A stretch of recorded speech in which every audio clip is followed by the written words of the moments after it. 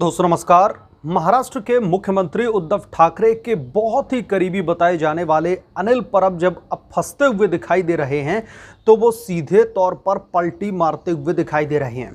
आपको पता होगा कि इन्फोर्समेंट डायरेक्टोरेट ने 2 दिन पहले उनके तमाम जगहों पर छापेमारी की थी मनी लॉन्ड्रिंग के तहत, और उसमें सबसे ज़्यादा जो मामला निकल कर के सामने आया था वो था जो दापोली में एक रिजॉर्ट बनाया गया है जिसकी कंस्ट्रक्शन सीधे तौर पर इलीगल है।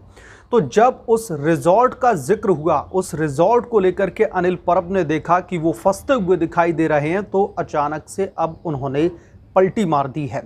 कल अचानक से वो निकल करके सामने आते हैं और मीडिया से मुखातिब होते हैं और मीडिया से बात करते हुए उन्होंने कहा कि जिस रिजॉर्ट को लेकर के उन्हें घिरने की कोशिश की जा रही है, लगातार महाराष्ट्र की सरकार को बदनाम करने की कोशिश की जा रही है, वो दरअसल रिजॉर्ट उनका है ही नहीं।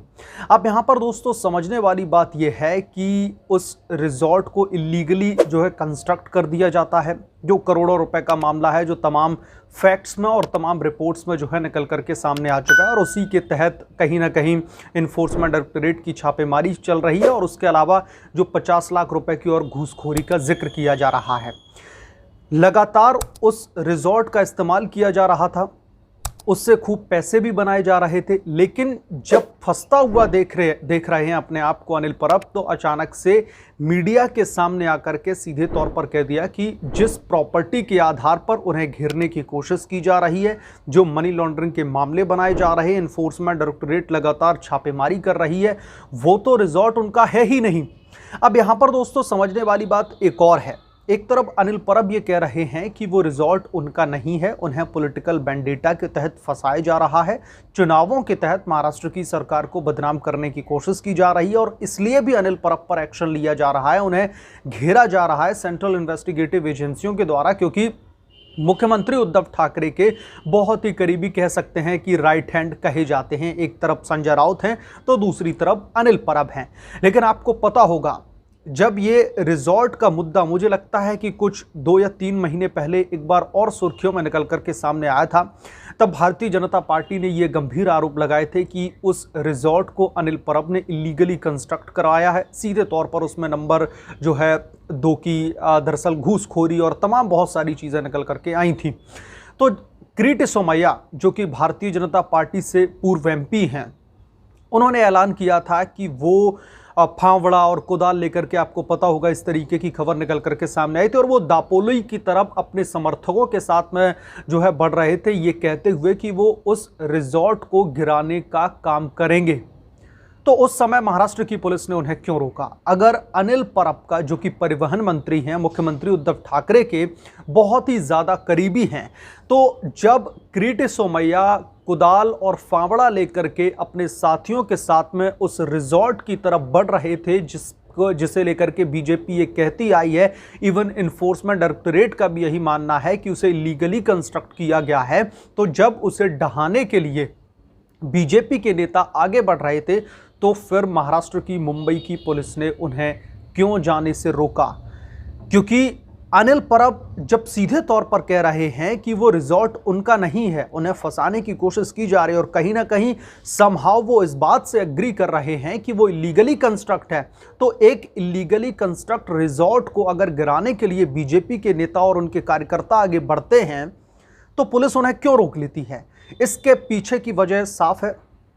क्योंकि एक वो मिनिस्टर का रिजॉर्ट है। हालांकि वो डिनाई कर रहे हैं, लेकिन मीडिया रिपोर्ट्स के मुताबिक, बीजेपी जो आरोप लगा रही है उसके मुताबिक, वो अनिल परब का रिजॉर्ट बताया जा रहा है। इसीलिए किरीट सोमैया को उस समय रोका गया कि आप उस रिजॉर्ट के पास में जाएंगे तो महाराष्ट्र की राजनीति और भी ज़्यादा गर्मा जाएगी। इसके अलावा और कोई दूसरा कारण नहीं था किरीट सोमैया को, और मुझे पता था कि किरीट सोमैया जाकर वहां पर खुद से फावड़ा और कुदाल चलाने वाले नहीं थे। वो दरअसल एक तरीका था विरोध व्यक्त करने का कि एक बिल्डिंग को इलीगली कंस्ट्रक्ट किया गया है, और जस्ट बिकॉज ऑफ कि वहाँ का जो मिनिस्टर है, जो नेता है, वो मुख्यमंत्री उद्धव ठाकरे के बहुत ही खास हैं, खास करके शिवसेना में उनका एक कद्दावर पद है, इसकी वजह से उसे नहीं गिराया जाएगा। वो वहाँ पर गिराने के लिए नहीं जा रहे थे, वो सिर्फ और सिर्फ विरोध व्यक्त कर रहे थे। हालांकि गिराने का काम या जो भी है वो कानून ही करेगा, वहाँ की सरकार करेगी और कोर्ट करेगी।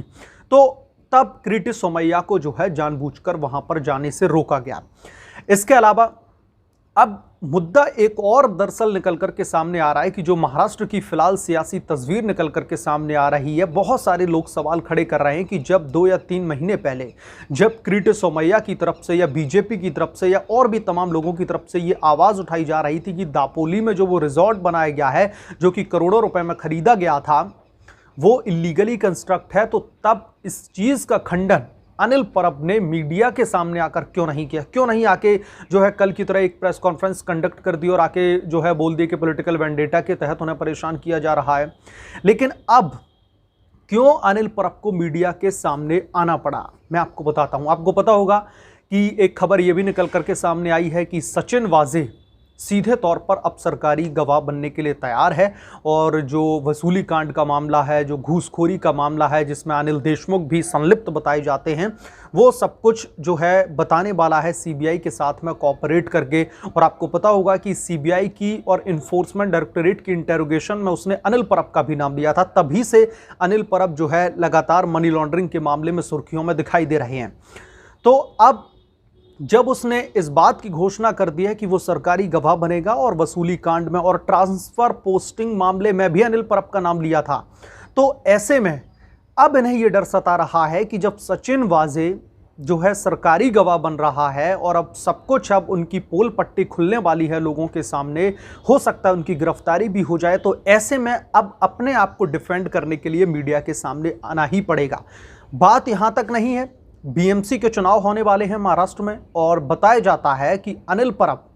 जो कि शिवसेना में और महाराष्ट्र की पॉलिटिक्स में एक बड़ा कद रखते हैं। बताया जाता है कि शिवसेना में जितने भी जो है अभी तक चुनाव जीते गए हैं या फिर जितने भी मुकाम हासिल किए गए हैं उसमें डायरेक्टली और इनडायरेक्टली अनिल परब का बहुत बड़ा योगदान रहा है। और बताया जाता है कि अनिल परब को उद्धव ठाकरे एक परिवार की तरह मानते हैं और इसलिए अब बीएमसी चुनाव के तहत अगर अनिल परब का दरअसल अरेस्ट होता है, उनकी गिरफ्तारी होती है या फिर उनके ऊपर बहुत ही सीरियस चार्जेस फ्रेम किए जाते हैं या फिर बहुत ही गंभीर आरोप लगते हैं, तो ऐसे में बीएमसी में चुनाव में दरअसल शिवसेना की लुटिया डूबना लगभग एक तरीके से तय हो जाएगी। तो कहीं ना कहीं अब शिवसेना की छवि को धूमिल होने से बचाने के लिए कहीं ना कहीं ये पूरी की पूरी एक मैं कहूँगा कि स्ट्रैटेजी बनाई जा रही है। मीडिया के सामने आकर के अपने आप को डिफेंड किया जा रहा है कि उनका तो रिजॉर्ट है ही नहीं। मुझे समझ में नहीं आता कि जब उनका रिजॉर्ट नहीं तो आखिरकार उस रिजॉर्ट को चला कौन रहा है, और जब किरीट सोमैया उसको गिराने के लिए जाते हैं तो उन्हें रोक क्यों दिया जाता है। तो ये बहुत सारी चीज़ें हैं। कहीं ना कहीं अब ये पूरा का पूरा जो मसला है वो चुनावी प्रक्रिया के इर्द गिर्द घूमता हुआ दिखाई दे रहा है और सीधे तौर पर अनिल परब को भी इस बात का डर सता रहा है कि चुनावी जो दरअसल शंखनाद होने वाला है, जो ये समय है दरअसल शिवसेना के लिए ये बहुत ही ज़्यादा प्रीशियस है। और इस दौरान अगर अनिल परब गिरफ्तार नहीं, अगर कस्टडी में भी जाते हैं, इंटेरोगेशन के लिए जाते हैं, तो ये सीधे तौर पर शिवसेना की जो इलेक्शन स्ट्रेटजी है उस पर कहीं ना कहीं नेगेटिव इम्पैक्ट डालेगा। और जो बीएमसी दरअसल बीएमसी पर शिवसेना एक तरीके से अपना गुरूर मानती आई है, लगातार उनका कब्जा रहा है, उसमें बीजेपी सेंध लगाने में जो है कामयाब हो जाएगी। अब इसका एक एस्पेक्ट ये भी है, बीजेपी के नेता जिस तरीके से लगातार हमलावर दिखाई दे रहे हैं दापोली के रिजॉर्ट को लेकर के, मनी लॉन्ड्रिंग के मामले को लेकर के, ट्रांसफ़र पोस्टिंग जो है मामले को लेकर के, संजय राउत से लेकर के और भी तमाम शिवसेना के नेता ये कह रहे हैं कि ये चुनाव के तहत जब चुनाव महाराष्ट्र में होने वाले हैं उसी समय कार्रवाई की जा रही है, शिवसेना की जड़ें कमज़ोर करने की दरअसल एक कोशिश की जा रही है। और संजय राउत ने तो यहाँ तक कह दिया था कि उन्हें पता है कि अभी और भी लोगों के अगेंस्ट में नोटिस जो है जारी किए जाएंगे इन्वेस्टिगेटिव एजेंसियों की तरफ से। और उन्होंने कहा कि मोदी सरकार के निशाने पर हैं दरअसल महाराष्ट्र, पश्चिम बंगाल और 1-2 स्टेट्स के उन्होंने वहाँ पर नाम लिए थे। लेकिन यहाँ पर समझने वाली बात दोस्तों ये है कि लगातार जो महाराष्ट्र की तिगड़ी सरकार के मंत्री हैं, चाहे फिर वो अनिल देशमुख हों, नवाब मलिक हों या फिर अनिल परब हों या फिर यशवंत जाधव के खिलाफ में भी जो है मनी लॉन्ड्रिंग के तहत नोटिस भेजा गया है। तो ये कहीं ना कहीं दिखाता है सीधे तौर पर कि तिगड़ी सरकार में जो है बहुत ही ज़्यादा बड़े लेवल पर आरोपों के मुताबिक बहुत सारी गड़बड़ियां चल रही जिसके मुताबिक इन्वेस्टिगेटिव एजेंसियों को जो है एक्शन लेना पड़ता है। संजय राउत एक तरफ कह रहे हैं कि चुनाव के मद्देनजर ये प्रक्रिया की जा रही है, ईडी को भेजा जा रहा है, डराया जा रहा है, चुनाव में जो है पार्टियों की कमर को तोड़ने की कोशिश की जा रही है। तो अगर हम दापोली वाले रिजॉर्ट के मामले की ही बात करें तो ये कोई 2-4 दिन या 1 हफ्ते या 1 महीने पहले पुराना मामला नहीं है। इसे लेकर के तभी ये सारी चीजें सुर्खियों में आ चुकी थी जब सचिन वाजे का अरेस्ट हुआ था एंटीलिया कांड में, उसके बाद में वसूली कांड में जब अनिल देशमुख गए और ये इंटेरोगेशन आगे बढ़ी, तो जब अनिल परब का नाम लिया गया तो ये सारी चीजें निकल करके सामने आई थी। अब अपने देश की कानूनी व्यवस्था दरअसल इतनी लचीली है कि कोई भी चीज इन्वेस्टिगेट होने में या फिर किसी भी केस में दरअसल फैसला डिलीवर होने में थोड़ा सा टाइम लगता है। तो ऐसे में धीरे धीरे इन्वेस्टिगेशन आगे बढ़ रही थी और अब जब वहां पर रेड मारी जा रही है, गिरफ्तारी के भी चांसेस बन रहे हैं, तो इसकी टाइमिंग को लेकर के सवाल क्यों खड़े किए जाएं? क्योंकि जो इन्वेस्टिगेटिव एजेंसियां हैं वो तो लगातार अपना जो है काम कर रही हैं। उन्हें जब सबूत मिलते हैं, जब भी कोई शक होता है, वो तुरंत रेड मारते हैं, सबूतों को इकट्ठा करते हैं और नेता को जो है सलाखों के पीछे डालते हैं। तो टाइमिंग पर जिस तरीके से सवाल उठाए जा रहे हैं संजय राउत की तरफ से, मुझे लगता है कि उन्हें सरकार की नीयत में जो खोट है उस पर सवाल खड़े करने चाहिए। और बीजेपी सीधे तौर पर लगातार हमलावर दिखाई दे रही है और विपक्ष महाराष्ट्र का यानी कि भारतीय जनता पार्टी ये कह चुकी है, खास करके किरीट सोमैया, कि अनिल परब भी अब जेल जाने के लिए तैयार रहें।